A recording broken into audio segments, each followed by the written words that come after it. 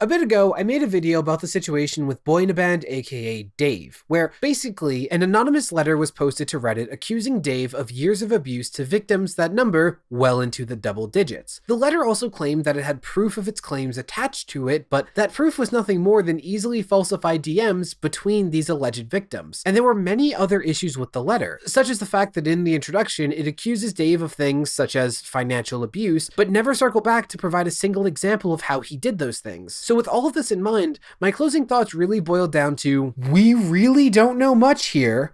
Let's just wait for the situation to develop before we go on Twitter and TikTok and start making definitive statements with zero context or mention of all of the issues I just provided. There was nothing verifying its validity except for one ex-friend that had a falling out with Boyinaband saying he believed the letter. Furthermore, there was not a single name or face attached to that letter, meaning no one would have anything to lose if they were lying, just something to gain for every single person that believed them. And there was absolutely nothing in the letter itself that even slightly supported that it was authentic. And all of this bothered me so much that I went out and found my own proof of some of the letter's claims. Specifically, I found on the Wayback Machine that Dave admitted to dating a 16-year-old when he was 22, someone that he met as a fan at one of his concerts when she was around 15. 2, Dave has a substance abuse issue that actually demonstrated him having a completely inappropriate relationship with his fans, as he polled his audience of children for whether or not he should overdose on his medication. Also, it turned out that he had an ex that previously made a diss track against Dave that corroborated some of the things that the letter alleged, such as him weaponizing his mental health in order to get his way in relationships. And while those 3 things were all either proven or corroborated, theoretically, the letter could have taken those real pieces of evidence of him being problematic in order to sprinkle the truth into an otherwise false letter in order to gain validity. Basically,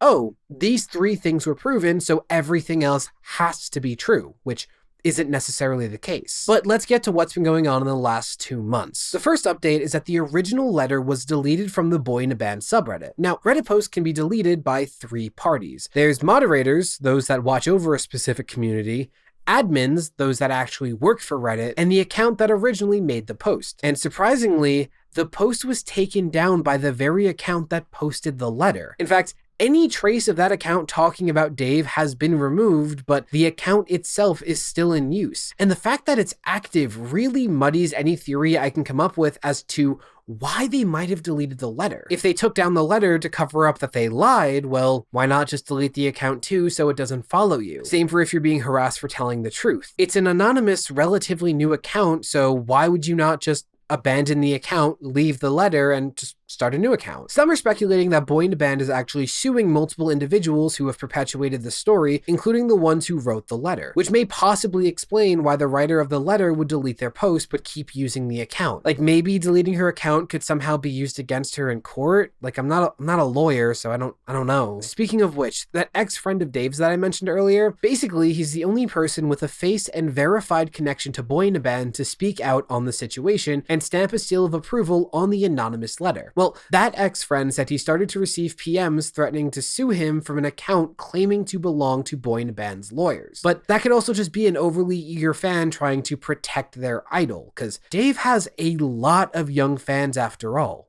And well, looking at his dating history, we now know just how much he likes it that way, but I'm not making any further jokes on that. No, thank you. The second thing that happened recently is confirmation of something else that the letter alleged, which is that Dave had the 16-year-old he was dating when he was 22 perform the lyric, "Take me without my consent," which, even though it was 2011 and YouTube was way edgier, I can't help but feel like in any context, that is a super weird thing to ask a teenager that you're sleeping with while you're well into your 20s to sing for you. And it doesn't help that that sentence involved me just saying that he was in his 20s and he was sleeping with a 16-year-old. But this confirmation came in a tutorial posted the day after the original lyric. You see, originally, the letter said that Rachel was the one to sing the song with no additional information. However, the video being linked by people to provide an example of her singing the lyric didn't specify that it was Rachel. Rachel. However, upon further review, it turned out that that video was part of a week-long series hosted by Dave about making a song in, well, a week. And in a different entry of that series,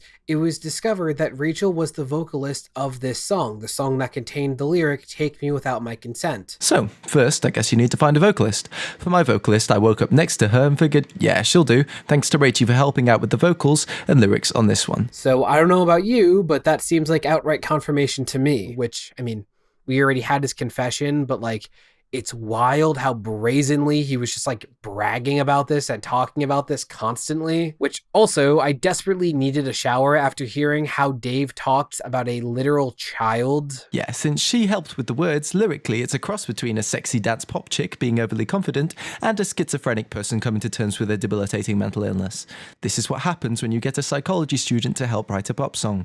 Incidentally, I think it's pretty cool I've managed to fit 2 separate debilitating mental illness references into this 7-day song so far. I will say though, the fact that Boyinaband had a 16-year-old sing the lyric "Take me without my consent" is really funny in a sick way. While legally, yes, their relationship didn't seem to break any laws in the UK, I am of the opinion that an adult cannot morally gain consent from a child, meaning that the lyric "Take me without my consent" would apply to their entire relationship. Now, you would think my opinion on gaining consent from a child would be, you know, a universal opinion, but you should see the number of condescending comments I got from Europeans saying that my pointing out that their relationship was clearly inappropriate was such American thinking. Which, to those Europeans, thank you for making me experience patriotism for the first time in 7 years, you f***ing weirdos. It's good to know that we're doing at least something way better on this side of the pond. Something else about the whole situation that I think is worth noting is that despite being pretty dead now, Dave's subreddit was straight up the Wild West for a bit, where anyone could post any claim about him with zero evidence and some would treat it as facts, which sucks because in all of the chaos, some genuinely troubling behavior from Boyinaband has been brought to light and proven. And I can't help but worry that people will use what are either bad faith actors jumping in on the trend of hating Dave, or people who are painfully naive when it comes to how to conduct themselves online, and rationalize dismissing any criticism of Boyinaband as something that falls into one of those two categories. Like, more people anonymously dogpiling only made it more likely that he gets away with whatever behavior he shouldn't, at least in my opinion. Especially when you consider that the main criticism of the original letter was the fact that it was anonymous and something anyone with a vendetta and free weekend could put together. And the person who manages the account that posted the letter, I'm gonna actually refer to them as Jane Doe for simplicity's sake, because I'm not talking about the group of people that allegedly wrote the letter. Anyway, Jane responded to multiple comments asking for proof, meaning they know people needed to validate their claims, yet Jane never provided any of the proof they claimed to have. Like, there was not any proof that they knew Boyinaband personally that could not have been forged in minutes. Because again, all they provided were messages between them and another alleged victim going, "Wow, Boyinaband was the worst. Yeah, he sucked. He was abusive. Yeah, he was abusive." There weren't even DMs allegedly from Dave himself. Because if that proves anything, then here is irrefutable proof that the CEO of YouTube makes me go to her house every day to give her free foot massages, otherwise she'll delete my account. Took me like 5 minutes, guys. And on that note of just things not adding up, a Reddit thread trying to make sense of everything also made what I think is a great point. Our Jane Doe apparently values remaining publicly anonymous, yet they had no problem providing the name and photo of Rachel, the only confirmed victim of Dave's, which you could argue is kind of messed up and hypocritical. And if you're still trying to make sense of our Jane Doe's actions like I am, let me make this even more confusing. According to the account, Dave knows who wrote the letter since they sent that letter to Dave's family via old school mail. So they're not staying anonymous to avoid getting sued. So that eliminates yet another theory for their behavior and why they chose to remain anonymous. And last thing I'm going to say on the whole anonymous thing, because I've already talked about this at length in my last video, but I still have trouble believing that there's some kind of support group of Dave's victims that number well into the double digits, which again could mean 13 or 99. Yet no one has lost their cool and come out to accuse him with evidence or really at all. Like, have you seen the number of people on TikTok who lose their tempers on their ex the moment they break up? And in this case, we're talking about a large group of young, traumatized people, and no one has gone rogue. So with everything in mind, I am left with only one possible theory to try to explain Jane's behavior if we operate under the assumption that they are telling the truth, which is that they didn't want to deal with the threat of public backlash, such as doxing, and failed to understand how their actions could come off as very suspicious. This is kind of corroborated by Dave's ex-friend, and I can't think of anything else that could remotely explain their actions other than, well, naivety. And while all of this has transpired, Dave has not broken his silence. He was on a hiatus from social media when the letter was posted, and that has not changed. And I think it's absolutely fine to look at his lack of statement and find that pretty weird. His entire reputation and brand, cultivated over a decade, has been burned to ashes, and he hasn't said a peep. Hell, for once, I would argue it's understandable for his fans to even feel entitled to some kind of response here. Like, someone misusing their public platform is absolutely the business of those that gave them their public platform, in my opinion. Like, this goes way beyond just a domestic dispute where someone is kind of a jerk being ousted for no reason other than to make him look bad. However, there is one line of thinking I would like to respectfully point out a flaw with, which is expecting Dave to prove he's innocent of the other abuses he's been accused of, which is that proving something didn't happen is a lot harder than proving something did. That's why the American justice system is meant to place the burden of proof on the state with unlimited resources instead of,